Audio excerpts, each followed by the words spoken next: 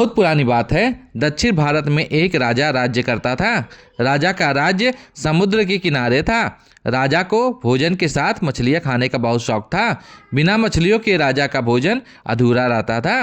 एक बार की बात है, राजा के राज्य में बहुत तेज तूफान आया, जिसके कारण कोई भी मछुआरा मछली पकड़ने के लिए समुद्र में नहीं जा सका।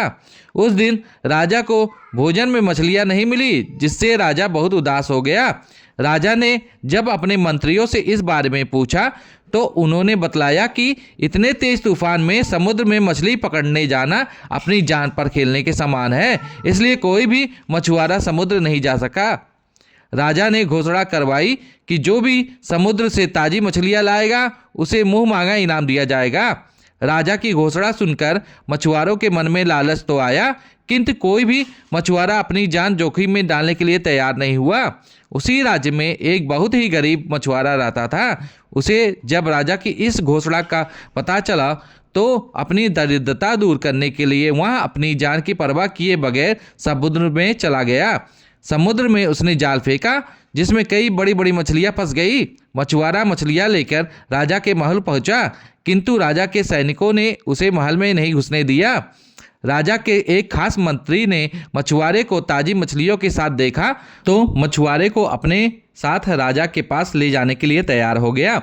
मंत्री जानता था कि राजा मछलियां देखकर बहुत अधिक प्रसन्न होगा और इसके बदले मछुआरे को बहुत सारा धन देगा। इसलिए उसने मछुआरे के समक्ष एक शर्त रखी, जो भी इनाम मिलेगा उसका आधा हिस्सा मंत्री अपने पास रखेगा। मछुआरा मंत्री की बात मान गया और मंत्री मछुआरे को लेकर राजा के पास पहुंचा। मछुआरे के पास ताजी ताजी मछलियां देखकर राजा बहुत खुश हुआ। राजा ने मछुआरे को मुंह मांगा इनाम मांगने के लिए कहा।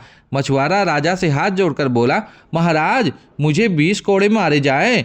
मछुआरे की बात सुनकर राजा को बहुत आश्चर्य हुआ और उसने फिर से मछुआरे से कुछ मांगने के लिए कहा, किंतु मछुआरे ने फिर 20 कोड़े खाने का इनाम मांगा। राजा ने अपने सैनिकों को बुलाया और मछुआरे को 20 कोड़े मारने का आदेश दिया। सैनिकों ने मछुआरे को कोड़े मारना शुरू किया। 10 कोड़े खाने के बाद मछुआरा राजा से बोला, महाराज मुझे आप जो भी इनाम देंगे उसका आधा हिस्सा मुझे मेरे हिस्सेदार को देना पड़ेगा, इसलिए बाकी के 10 कोड़े मेरे हिस्सेदारी को दिए जाएं।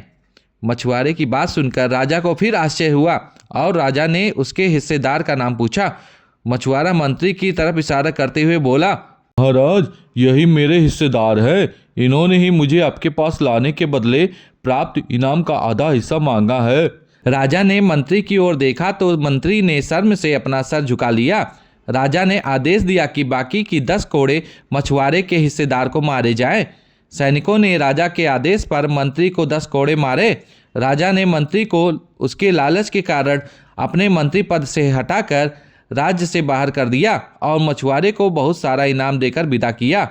शिक्षा। राजा और लालची मंत्री की कहानी से हमें शिक्षा मिलती है कि लालच में आकर कभी भी किसी को अनावश्यक रूप से परेशान नहीं करना चाहिए। अगर कहानी अच्छी लगी हो तो लाइक शेयर एंड सब्सक्राइब करें।